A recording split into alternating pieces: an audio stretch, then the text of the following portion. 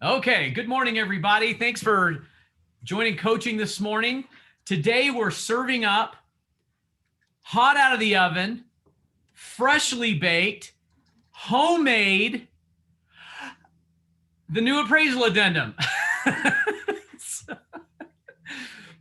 Okay, I hope I'm not driving you guys too nuts in the morning, but I like to start off with the humor of the day. So I hope you find my emails cheerful and not too annoying.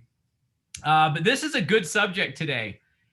So we continue to have competitive market conditions where we're often seeing when we write an offer that we've got multiple offers. So we're asking ourselves, how can we make our buyer's offer more competitive? And then from the seller's point of view, the seller's asking, well, how can I get a couple of these offers or one of them to stand out? And so we find ourselves kind of looking at this issue about appraisal. It's come up from a number of you have asked the brokers, and it's been circulated and talked about. Could we write some language that when we push these sales prices above what we might think is the appraised value or what it may appraise for, can we do something to protect us? Okay, I'm going to be quick on the draw on the mute. Just a reminder, you guys, that hit your mute button before you do what Michael did and jump on the phone. Okay. Otherwise, we may hear something we don't want to hear, right? Or don't need to hear. Anyway, I'm excited about this topic. So why don't we just do a scenario, and then we can love to have you interject. And please just go ahead and you can just interrupt us. You can just unmute and talk this over, okay? So why don't we do this? Let's give a scenario, and then we'll read the addendum, and then we'll kind of take a couple perspectives at this, okay? First of all, let's say that we've got a property. We're going to pick some easy numbers here, so we're just going to go with the property that is, let's say that we've got comparables that are somewhere around 465. And so we end up listing this property, say, for 485. And what happens is we get multiple offers, and we're looking at offers that are 500,000. So as you're counseling with the seller, you're concerned that this may not appraise. And when you wrote your offer as a buyer, let's switch hats. You wrote the offer as a buyer's agent. You already knew you were up against multiple offers. So you, as a buyer's agent, was considering how to make the offer stronger.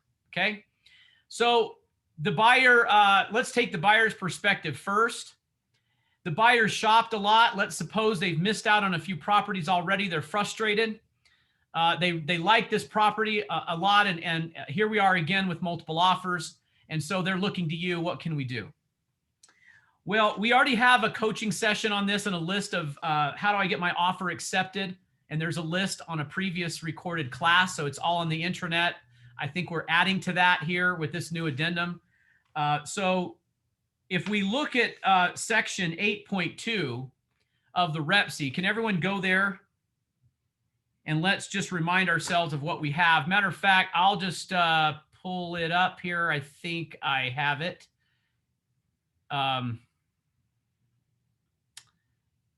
Okay. Okay, Rep C here on my screen, appraisal condition. Buyer's obligation to purchase the property, let's assume, would be is conditioned upon the property appraising for not less than purchase price. This condition is referred to as appraisal condition if checked in affirmative. 8.2a apply. Buyer's right to cancel. If after the completion of the appraisal by a licensed appraiser, buyer receives written notice from the lender or the appraiser that the property is appraised for less than the purchase price, a notice of appraised value, buyer may cancel the Rep C by providing written notice. No later than the financing and appraisal deadline where earnest money is released back to buyer.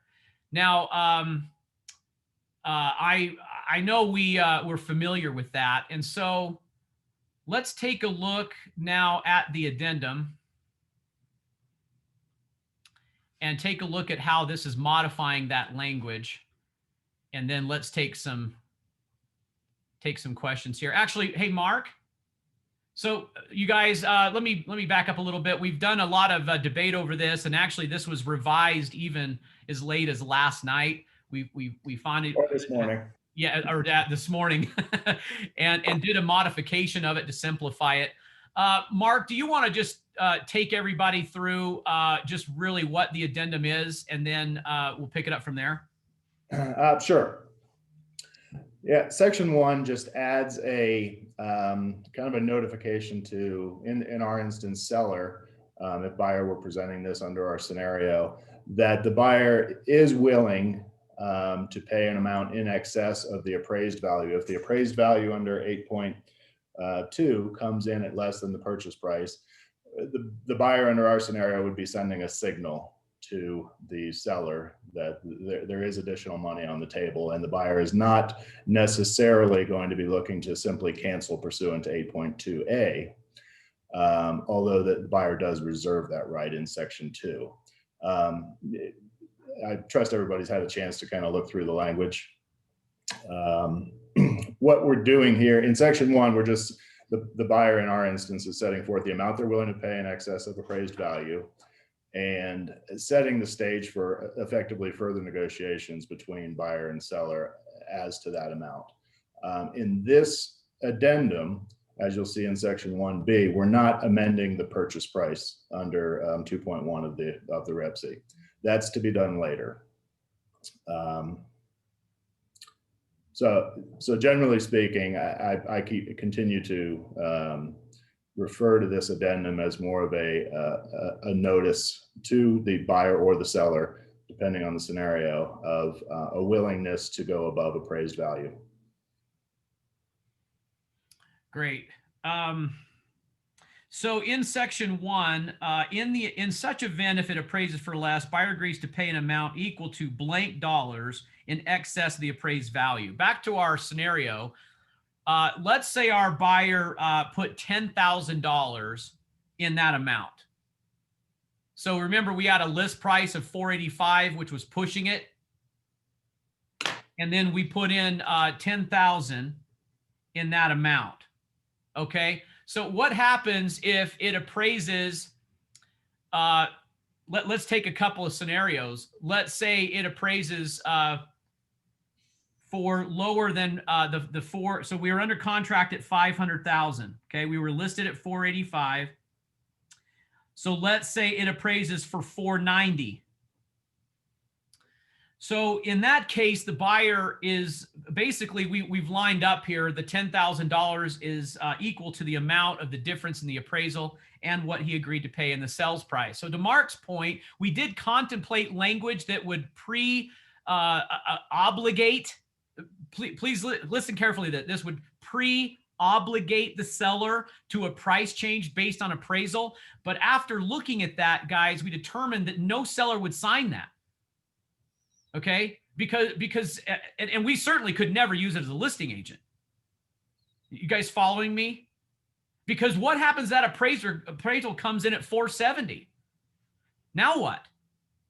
You know, so that was a very dangerous road. We felt like that it was too strict, I think, on the seller side, and we felt like we'd have a fight on our hands and causing ourselves a problem. However, we can send this additional term added to 8.2 and give a seller some confidence that the buyer has shopped immensely the market. They feel like they understand value better than the appraiser would, and they're comfortable paying up to $500,000. Doesn't matter what it appraises for in their mind, so long as it doesn't exceed the sales price. So another important point here is there's nothing in this addendum that's going to cause our buyer to pay more than $500,000. Okay, and that is 1B, impact on price. Nothing contained in this addendum shall in any way change or modify the purchase price set forth in 2.1. This has been a landmine of disaster for some of the language we've seen, where it was misconstrued that this paying above appraisal caused the sales price to escalate. And everyone says, well, that's not what we meant. And the seller says, well, that's what it says. And everybody wants to argue that. Okay. So So this is merely saying we'll pay up to over an appraisal price without extending the sales price above what we've already agreed to. Okay. Okay. What happens if the property appraises for $495? Is our sales price still $500,000 even though we have $10,000 in 1A? Everybody following me? It's still $500,000. What if it appraises for $497? It still is going to sell for $500,000. The buyer makes up $3,000 now, right? Everyone following me? Okay. Now let's say it appraises for let's say it goes as low as, let's say it appraises for $485. The buyer says he'll make up 10. So now what? We're off $5,000. Everybody with me still? Okay. Okay. Thanks for the head nods, you guys. So we're off $5,000. It appraised for the list price of $485, and we only agreed to pay $10,000 above. So we're in an impasse, aren't we? So what can the buyer do? Well, the buyer can cancel it just like they always could in 8.2. They can just cancel. Now, what are we likely to do? I mean, what would you do if it came in at 485, you're under contract at 500,000, the buyer says 10, that's right, Linda, you're going to renegotiate. You're going to do what you've always done. You're going to go back and negotiate. So Mark and I were contemplating this, and and Craig Lelis is a smart guy and brought this up too. And we just figured, you know what? We're going to use another instrument for that. We're not going to use this addendum to pre-obligate a seller to a future sales price that we don't yet know, right? Based on some appraiser's opinion of value. You guys following me? Head nods. Does that make sense? Because you can see how that would be a mess, right? So we're just, if it goes less than, if this price comes in at something like 485, so if we're off less than the 10,000, we're going to renegotiate. We'll use a different instrument to do that. Okay. Before I open it up to questions, we already have precedences for this. Okay.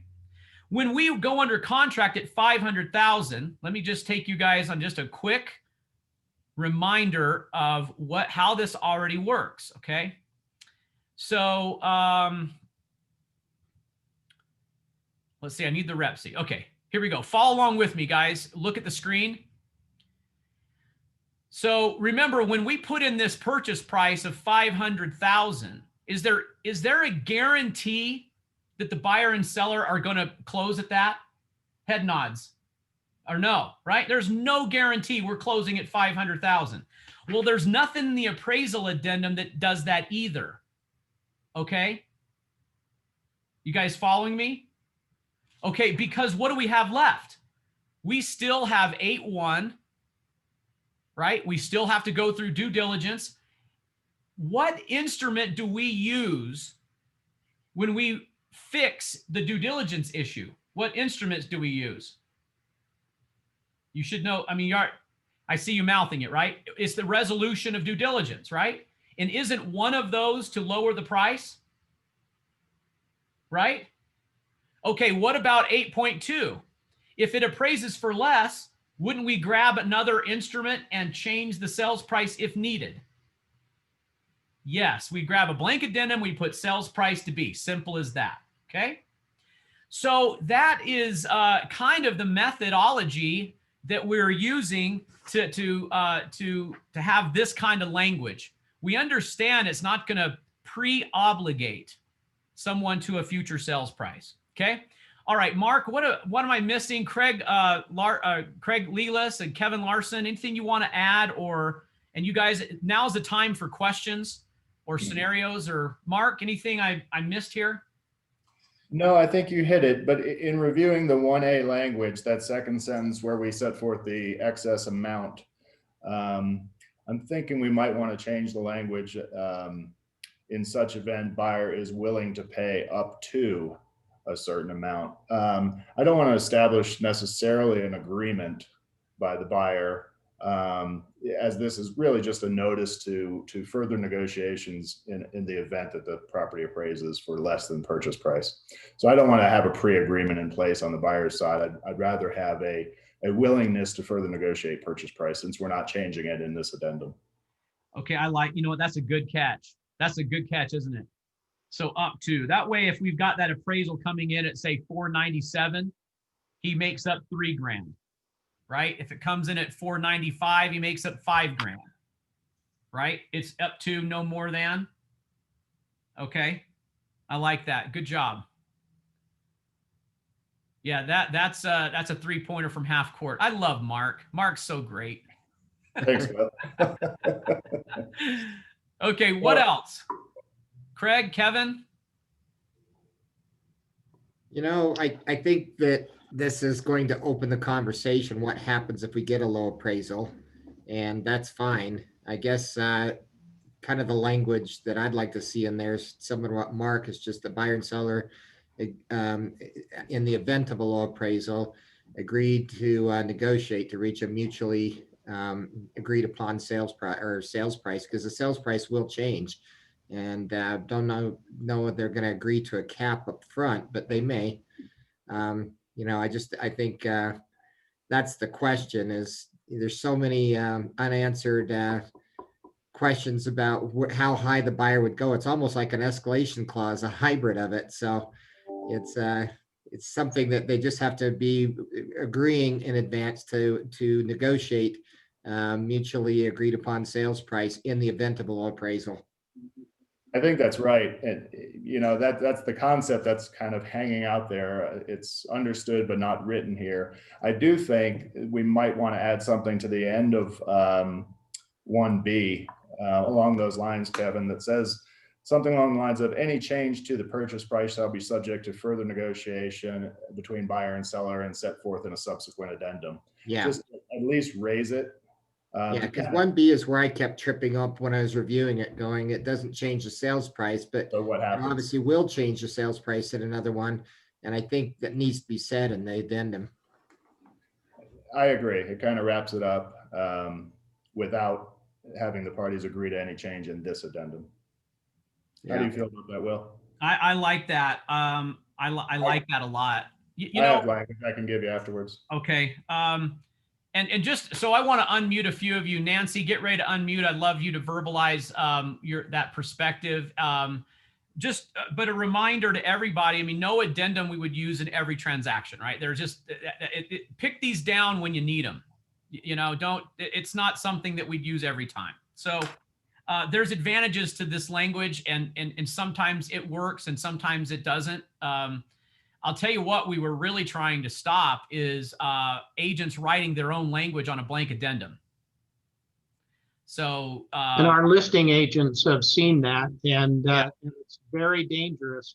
A lot of the clauses that we've seen in offers pre-obligate the seller to accept the appraised value plus a certain amount. So we'll get an offer with a handwritten clause like this that says that the seller, that the buyer will pay $3,000 over appraised value, and the seller will accept $3,000 over the appraised value. And you get into a situation like that as a listing agent, your seller needs to know that they're pre-agreeing to whatever that appraised value is going to be plus $3,000. And I think most listing agents and sellers don't want to do that. So you have to be very, very careful and read those.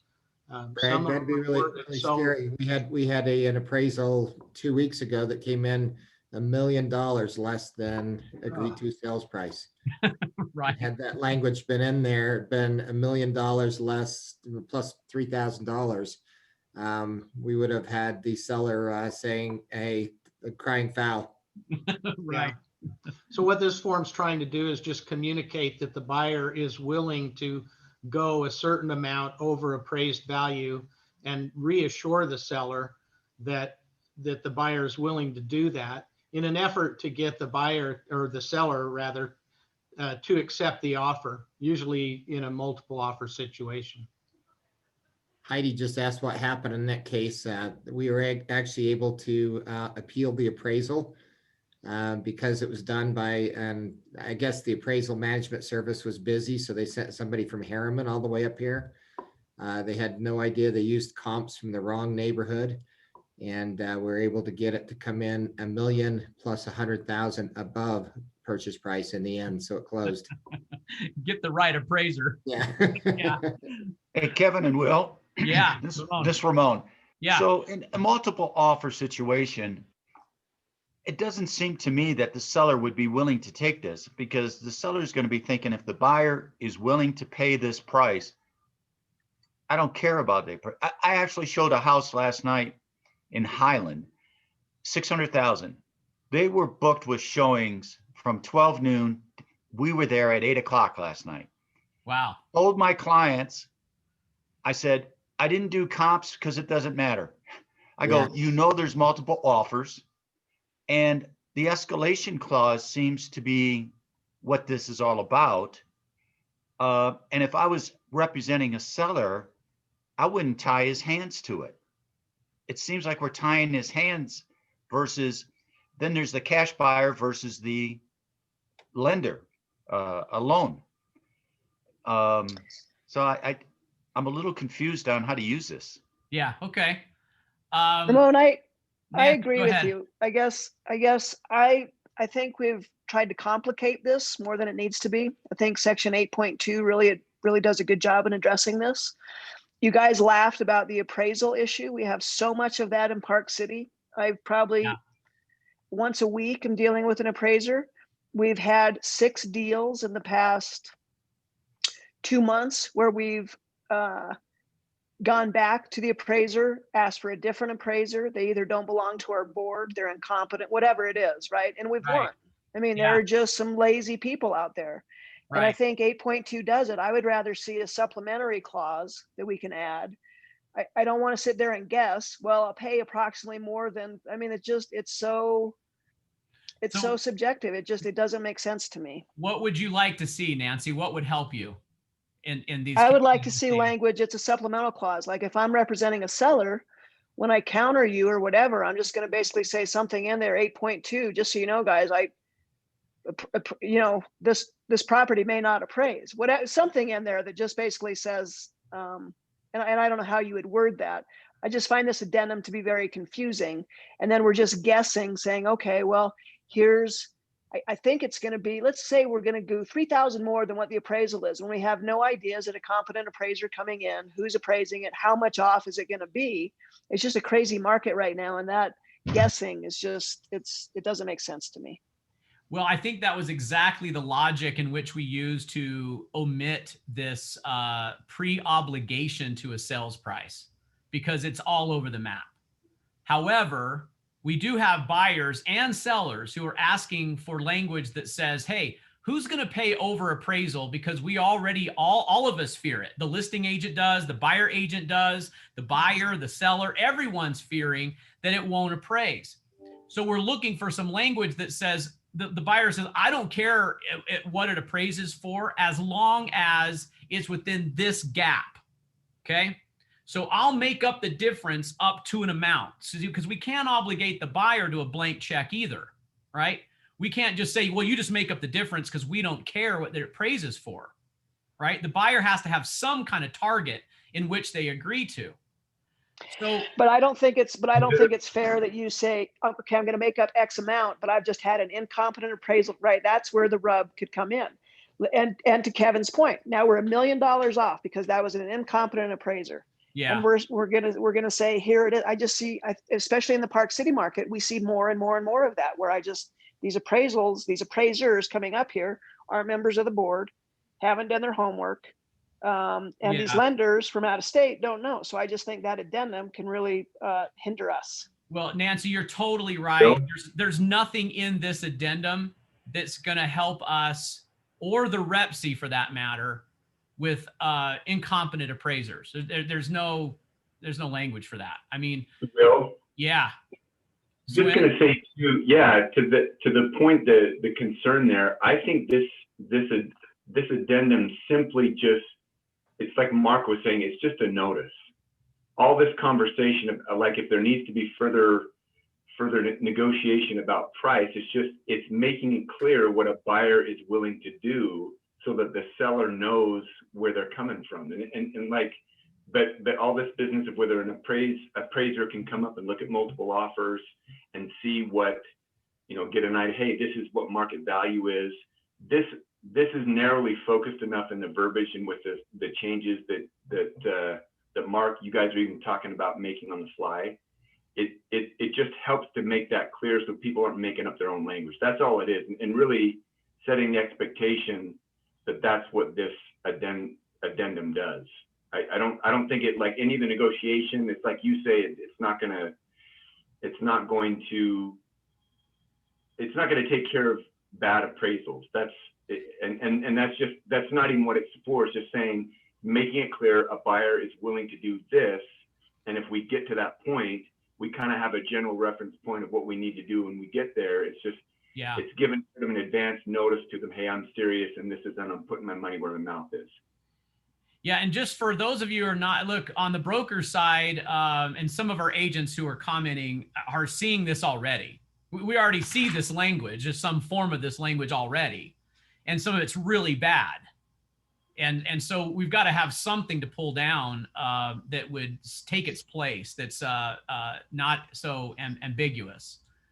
But I do have something else I'd like to weigh in on something. And I've debated this my entire career. So Nancy, I'd love to hear from you because you're thinking a lot about this too.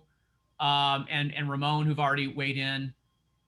When we write these offers and we have things like concessions or closing costs, and we're building in terms into these offers, I've often wondered if the appraiser looks at that and says, as a kind of a cue, that the property is over marketed and over contracted, and so then when we add an addendum like this appraisal addendum, right, where someone says I'll pay above appraisal, that it almost cues the appraiser to kind of be loose with his numbers. Do you think that might add to it, or is it no different than the concessions that we already see in offers? No, I think the appraisers are being ultra conservative right now, and it just adds to it. I think you're absolutely right, because they get a copy of the entire contract. And right. Yeah. I have a question, Will. Yeah, go ahead, Jill. But I'm wondering, with protecting our clients as seller on the seller side, if we are doing our due diligence by showing up to meet the appraiser and showing the value, showing the comps we used to justify the list price, showing improvements and all that to eliminate that or that doubt in an appraiser. Yeah, that's one step that I think should be taken anyway. But if it comes out up to be $1 million less and he's not using the comps that were provided, that's obviously a red flag. But yeah, I like that, Jill. And big picture, a good listing agent, guys, it's already been weighed in. I mean, a lot of you in the comments are already kind of saying, hey, this is what I do. And we've talked a lot about this. A good listing agent needs to be prepared to deliver those comparables. Now, the trouble we're getting, though, is we frankly just don't have the comps to justify these sales prices. Mm-hmm. It's really driven by the demand from the buyer. The buyer is the ones that are driving this above what we can justify by comparables. And because the comparables are historic, the appraiser can't use active competition to justify value in an appraisal for lending standards, right? So we know that as agents. That's why agents are better at estimating market value, because we can take under contracts and we can take actives. We can look at the market and we can say, this is about where we're going to see activity and likely to contract at these price ranges, where appraisers are bound by historic sold comps only. And that's underwriting guidelines, right? So, yes, we should show up with the comparables, do our homework, meet the appraiser, and all those things. We should let them know what kind of activity we've had. There's multiple offers. Not a lot of our appraisers even know or understand that this wasn't just a single offer. This could have been one of 7 or what was just weighed in, Ramon saying how many people were looking at this property. And you can throw the comparables out the window because there are no comparables to justify, say, a 650 sales price when the history says, say, 570. So I think this is why we kind of ended up trying to give you guys a tool that you could use in some situations. I suppose if I turn this argument on its end, if appraisers are looking at concessions and the whole offer to justify a low appraisal, well, they've already done that and they've always done that, or that's just their style. Okay. I would hope that they would look at big picture and more of what we have going on. When you're representing a buyer and you're trying to send a signal of confidence to your seller, I think you could pull this down, and that makes a lot of sense to me. If you're a listing agent and you received multiple offers and you're trying to see, well, which one is actually going to be a real player in this, and you are concerned about appraisal, you're going to find yourself looking at 8.2 and saying, well, how can I get some reassurance from this buyer that he'll play ball if this thing does come in low, and set an expectation that they would do so. Okay. Then the addendum language makes sense to me. Like with everything, guys, we trust you and your professionalism, your judgment, your experience, the uniqueness of the property, the uniqueness of the transaction to make a judgment call on which addendums we use and which we don't, and when we use them. Okay. So like with everything, I don't think we're saying today, use this every single time you have a competitive offer situation. That'd be too reckless, right? Will? Yes. Jill. One more comment. I'm wondering on that addendum if they could add a section or an option to where the buyer's willing to pay whatever the difference is up to their purchase price, because that's what we're seeing as far as my team goes on getting the offers. We're asking the buyers to come up with a difference no matter what it is, and they're doing it because of the multiple offer thing. So if there was an option there for the buyer willing to pay whatever that difference is up to what they're offering, would be maybe a good option there as well. Okay, I hear you. The dollar amount. Yeah, I think that's where you could just add more to the dollar amount. The sales price, again, I thought, guys, that it's a dead end to pre-obligate a new sales price. I mean, listen to what we're hearing. Like, if you listen to what Nancy's saying and Heidi on the chat and all of these appraisers that are coming in, incompetent, low appraisals, we cannot put any faith that they're going to get the sales price right? We just can't do that. So if we base our new sales price on the appraiser solely, then we've given too much power to that appraiser. So I think that's a dead end to pre-obligate. But to Jill's point, Jill, I think I would just add more to 1A. The thing is, well, we don't know what to add because we don't know what the appraisal is going to come in at. Yeah. Well, we never know. You know, we never know what the appraisal is going to come in at. We've done our homework. We are, I guess we're nervous about it, because we're seeing so many properties pushed above and over the list price, right? Yeah. And so we're already concerned. So we need to identify the buyers who are willing to set an expectation that they'll make up the difference. That's when I think we do use the addendum. And there's other things too. That you can do in addition to this. Guys, remember, we're adding to the list of how to get offers accepted on a previous class. And there's a printout for that, right? There was like 15 ideas about what you can do to improve your odds of getting your offer accepted. By the way, to Donna, your question about UAR, I'll add some color to that. They were debating a form like this in the forms committee at UAR. And they just couldn't come up with something that wasn't one-sided to the other. And you can kind of see where we're debating it, right? I mean, we're finding ourselves going, well, yeah, it's not going to work in every case.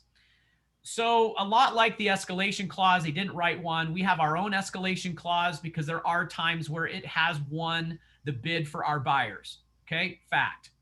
Not every time. Sometimes it comes back to bite people. I get it. I'm not a huge fan of them anyway, but it has worked in some cases. This addendum's a lot like that. The UAR was debating it. They're kind of in lockdown over it. We're not going to see anything out of UAR on this kind of language for months. But it is common. It is coming up. And I think they'll find themselves having to come up with some kind of language. We are offering up our version to the UAR as a friendly gesture and to add some value. We're trying to help back, right? Don't ask what UAR can do for you. Ask what you can do for the UAR. So, hey, Will. Yeah, Ramon. This is a crazy question, but if you have a loan and you have the buyer, there's multiple offers, you're going to make an offer. What if you don't check no appraisal because you still have the finance deadline? Yeah. And you're taking the appraisal question right out of the equation. Yeah. Are you a fan of that? I've seen it, but you know what? Okay, let's go around the neighborhood. For Berkshire Hathaway agents, I think you should be wise enough to understand what that means, that it doesn't mean much. Okay? Because you're still going to cancel based on financing and you'll say, well, the appraisal, this or that. But I'd be careful because we do need permission to conduct an appraisal. So, well, I had a cash offer currently that's under contract and I have the seller. The buyer checked the box, no appraisal, and then he sent an appraiser over. Yeah. Now he could do that within due diligence. We could, right. Mark, is that why you're nodding? Right. Yeah. Okay. Yeah. So the buyer could do this with inside of due diligence, but if it's after due diligence, we may get an argument from the seller. Right. So if you remove that, I mean, look, some listing agents who are untrained may think that that's phenomenal, right? Wow. They're not even going to do an appraisal. It's not even conditioned on appraisal, but we all know their financing is conditioned. So, but doesn't it take it away, this whole 3,000 over appraisal? No, because they still have the right to cancel. It sets no expectation that buyer would pay more than the appraisal. And see, that's the piece we're missing. We're trying to see. I disagree with you because if I write the offer for 500 on a 485, I'm telling you, I'm willing to pay more than what you think it was worth. Okay. As long as I guess here's the difference. And again, we got to kind of go around the neighborhood. Is there any guarantee that when you wrote the offer for the 500,000 that you were going to close there? No. You see what I mean? Because you still got outs. And so when we said, well, I'll remove the appraisal, does that now guarantee that you'll pay the sales price you negotiated? No, because you still have outs. So where I kind of lean a little bit towards this, I'll pay above appraisal, is at least I'm starting to set an expectation that they'll make up the difference if it's low, and they'll make it up to a certain amount. So that's kind of where I like the language. I think it's better to have that than to not have it. But not in every case. It certainly doesn't solve all of our problems with our appraisers. But yeah. Okay, what else?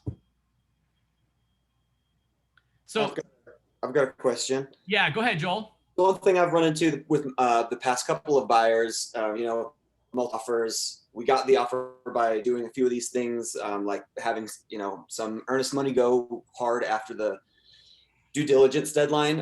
And the tricky spot that I find myself where I may be losing sleep for a couple of days is that spot between the due diligence deadline when, however much earnest money has gone hard, and the appraisal, which is likely going to come in low. And if you've got a low appraisal and you start going into negotiations, now my buyer has less leverage in that negotiation because they've got $2,500 that's already on hard, and the seller who says, well, I've got an offer on backup, I'll just try for another appraisal, thank you for your earnest money, pounder. I think we might be confused about something. Remember, in nothing in 8.3 BI negates the appraisal cancellation condition. Mhm. Okay, so if you put money in 8.3 BI and it's post due diligence and the appraisal comes in low, buyer still may cancel based on the appraisal. And all of the earnest money is refunded. Okay. Thank you. Yeah. Yeah, and it's a common misunderstanding. I mean, actually, the day that the REPC was modified, right, guys? I mean, we've heard because the reason is because Joel, because the language of 8.3 BI comes after 8.2. So we go, wait a minute, does that modify, this 8.2? And it doesn't. Yeah. So you can how does that have any teeth in it if they can still cancel and get all of their money back based on appraisal? And in what way would that actually be going hard?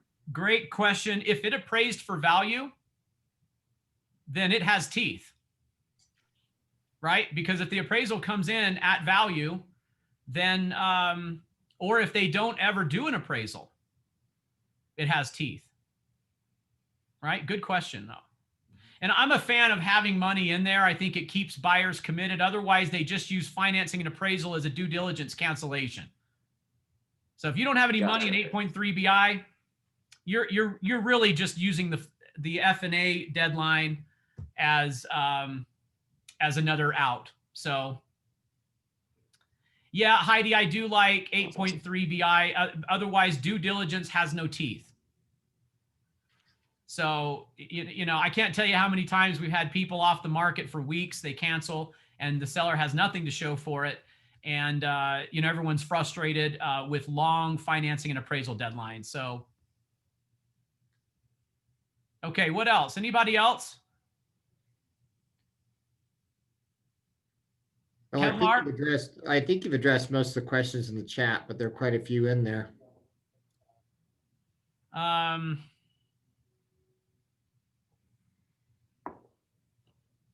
Somebody just asked, is anybody answering all the questions in the chat? No, this is Bettina. Oh.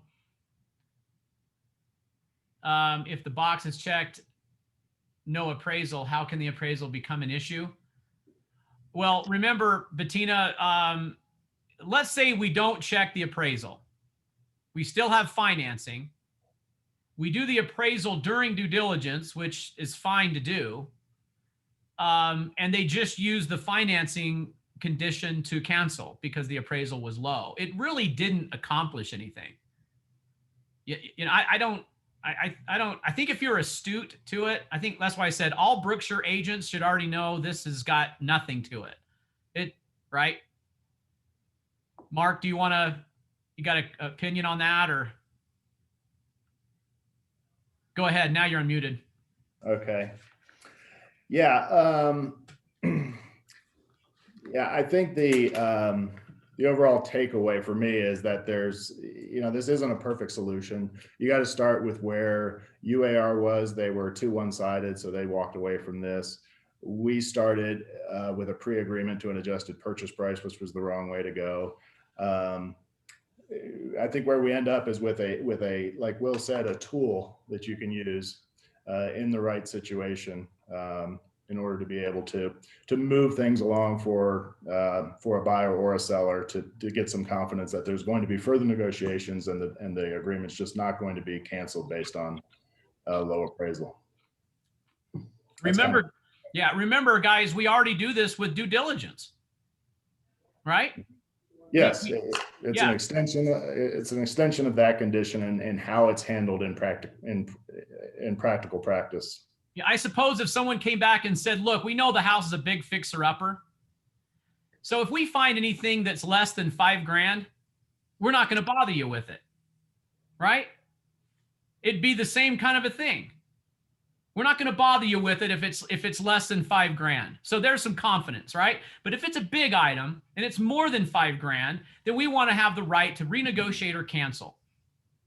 Now, how would you feel about that as a seller? Would you think, well, that's not so bad? Does it solve all the problems? No.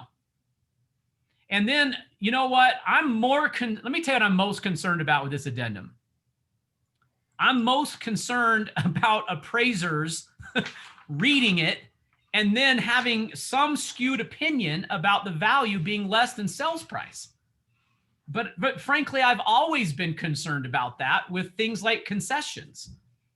You know, like when a buyer comes in and says, I want my closing cost part of the deal, I worry that appraisers look at that and say, well, we're not putting that in the value. So I've always worried about those kinds of things. So you guys use your experience and your wisdom in your transactions to decide on whether or not this is something that you should use for your transactions. Now, if you noodle on this for a while and you think, okay, there's some gap here, you know, like what Mark just said, UAR started here, we went this way, now we're kind of blending a few things together. If you think that we've missed something and you're seeing it in the marketplace, I mean, let's cook a different batch of cookies here. You know, we can do that. I like bacon cookies. So, especially, I think that's where we ultimately came down, you know, in the past couple of days is trying to respond to what our agents are seeing in transactions as potentially poor language or arguably poor language that pre-negotiates an adjusted purchase price. We thought it was important to have something in your hands that does not do that, but allows the transaction to continue. Not a perfect fix. We can't fix everything via these addendums. And to someone's point, I forget who, I apologize. We can't fix poor appraisers or poor appraisals. So if you, you know, so again, this isn't a perfect fix, but we do think it's a great tool to have in your quiver to pull out in the appropriate situation. It's great. Steve Porman asked, do you anticipate any changes being made to appraisal guidelines? I mean, I'm not hearing them, but why don't we pose that to our lending people, unless someone here on the call knows that, where I'm looking at it from the difference in what we do as agents and help pricing property is we look at actives in the marketplace and we look at pendings. And those are really good indicators of value, but appraisers can't use that data. So I don't see that changing anytime soon. Certainly they're aware of immigration numbers, sales, days on market, absorption rates. They must be aware of those things. They put them in their summaries in every appraisal. So I know they're generally aware of market conditions, but they're not digging into those two pieces, right? And I don't think that's going to change anytime soon, but we should ask our lenders the same question. To Heidi's point, escalation clauses are getting out of control. I'm not going to dig into this one today, but we could debate escalation clauses on a different call. But what gets hard to understand is we have multiple escalation clauses, and you're the listing agent, and you're trying to determine, well, what's the highest price, right? And you've got 3 escalation clauses, and they're all different numbers. So, yeah, we'll talk about that one later. You know, yeah. Go ahead, Kevin. Really, escalation clauses shouldn't be determined by the highest price. Should be by the one that's most likely to close that nets the seller the highest amount. Because you've got some ridiculous offers coming in that you know darn well are not going to close. Very little money down. So if there is a low appraisal, if there's anything like that, they're out of there. And then you got to start all over. If somebody's putting 50% down, they're a very strong buyer. Yeah. Or cash. Yeah, you pay attention, and then you look at that completely differently. You know, cash versus financed, and up here, if it's not cash, it pretty much never even gets into the top 3 of an escalation clause. It just gets discarded. Right, Kev. I'm so glad you brought that up because think about what Kevin's saying about the strength of the offers, and then this addendum. Okay. What are we saying when we say we'll pay above appraisal? We're that solid. Could that separate us from the group? Yes. And if the seller's trying to separate those from the group, this is not a bad way to counter, right? It's not going to solve everything. Hey, is anybody, do you see this? Do you see where buyers are overshooting, going under contract, and then they have every intention of walking all that back? Anyone have that happen? Or worry? Head nods? Yes? No? So That's what they use due diligence for, is to renegotiate price in a lot of cases. yeah, so they're overshooting. But if we can say, okay, we all know we're over sales price and we're substantially over sales price. I'm looking for the buyer who's not going to walk that back, right? And that's where I think the tone of the language of this addendum, you should reach for it, because it's going to separate the serious buyers who are not messing around with those who are messing around, because we're going to set an expectation that they're going to meet that difference in cash out of pocket. And like Kevin's saying, the strong buyers are the ones that are winning. I'd rather take a lower price with the strongest buyer who will close than one who's going to walk me back, 10% in that due diligence period. So, and it's highly frustrating for our sellers when that happens, and we all look bad, and we end up with cancellation contract anyway and starting over. So really, really good discussion today. We've got a few more minutes for questions. I'm going to try to get this closed down here in 5 minutes, but anybody else want to weigh in, concern, comment? We are certainly going to make a few more modifications of this, and then I think we'll put it out in dot loop and we'll email it out to everybody so you have it as an option. Don't use this one because it's the draft. Okay, we'll put another one. Okay. More power. Okay. I think you want to play the next one. Is that right? Okay. Michael, hang on just a second. Maura, can you address my question, Will? What was Maura's question? Oh, is there any benefit to adding the addendum acknowledging that the buyer and seller agree that multiple offers have been received, that the way the appraiser has it in the contract? Maura, can you unmute? Yeah. Can you hear me? Go ahead. Verbalize that. Okay. So Craig Lelis may know a little something about that, because about 10 years ago, I received this from one of his agents. And the way she explained it to me is she said, Maura, what we're finding is appraisers, are thinking what they're thinking, and this puts it in their face, and they have to acknowledge that it happens because it's in the contract. So it's simply an acknowledgement between buyer and seller that multiple offers are received. And she said in her mind that would maybe trigger some thought process in the mind of the appraiser, rather than an agent just kind of nudging them with that information. So if you look in the narrative of an appraisal, in the narrative, usually at the very first of an appraisal, the appraiser will mention that there were multiple offers on the property and mention the condition of the market, whether it's a hot market or whatever. Escalating or de-escalating market. Yeah. And when they do that, they're setting up the conditions of their appraisal. And then there's some discretionary, there's a percentage that an appraiser can use that's discretionary. And that narrative justifies their discretionary adjustment. And usually that adjustment, if it's a good appraiser, will be up because the market's up and there were multiple offers. And that justifies the appraiser to do his discretionary adjustment up. So yes, Mara, for the appraiser to know or be given notice somehow that there were multiple offers on the property, I think is a good thing. But does it need to be embedded in the contract, Craig? That's what I'm asking. And I just wondered if you knew, because it was one of your agents, and I thought it was really clever at that time that she was doing that. But Well, she's the only one I've ever seen do it. If you know that it's in the contract, if it is in the contract, you know that the appraiser will see it. So will the underwriter.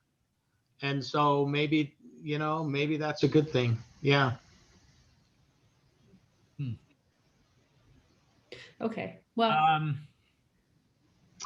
so where are you showing that? Are you just kind of writing that in your counter offer back to the buyer and just saying, just for information purposes, multiple offers were received.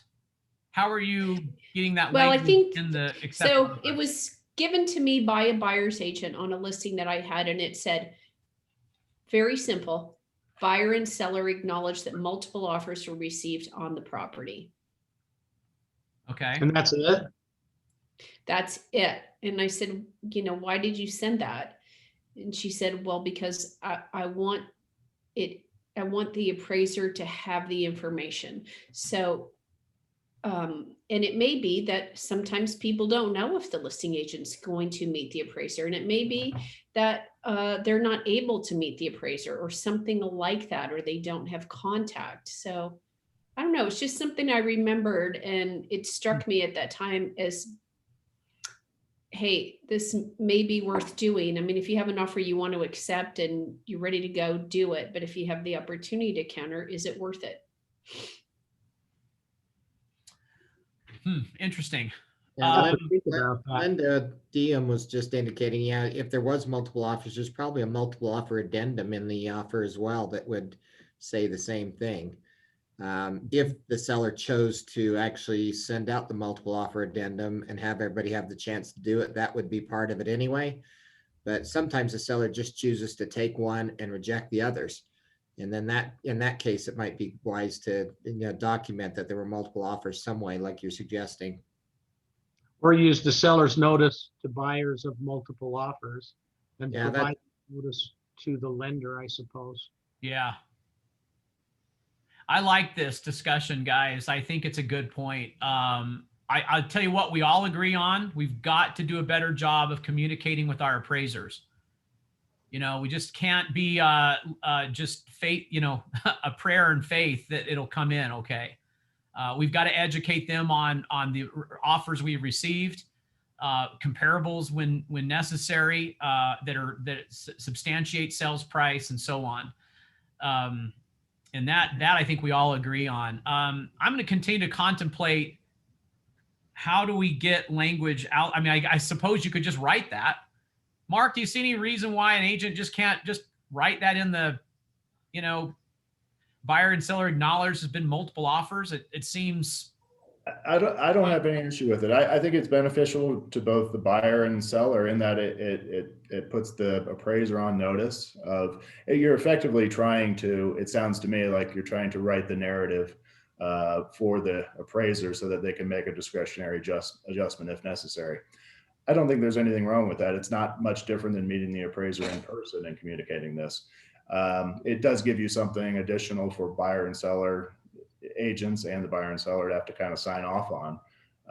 But I view it as a benefit to both parties to get the appraisal to come in as close to purchase price as possible. As long as the seller's okay with disclosing that there were multiple offers. Right. It should be okay. I have a comment. I know that a lot of listings will list in the remarks that multiple offers were received. So could you just print out that listing to show the appraiser at that point that it was marketed that way instead? Sure. As a simple option? Just make sure that your listing or your MLS printout doesn't also say that personal property would be negotiated as part of that. And then your appraiser's they're gonna run. Yeah, I agree. It includes the snowmobiles and the four-wheelers. The artwork, the pass. Yeah, and the boat. Limousine. That's a good one, Heidi. Hey guys, we're going to need to wrap this up. I want you to get back to your day. I know that everyone's busy. Thank you so much for your injection, your thoughts. This is, this is a work in progress. All of this, we all have the ideal of being the best agents that there are and the highest level professionals. And we know that we're really never going to reach perfection, but we keep working towards it. So I appreciate your opinions. They matter. We're listening. We want to continue to be the beacon on the hill for real estate industry as a whole, and continue that journey. So this addendum today is just a part of that process. So keep the comments coming. Thank you for attending coaching today. Let's go out there and love and help somebody, make some new relationships, and show them how high our professionalism is. Okay. All right. Thanks, guys. I'm going to stop recording. We can hang out for a minute if you'd like.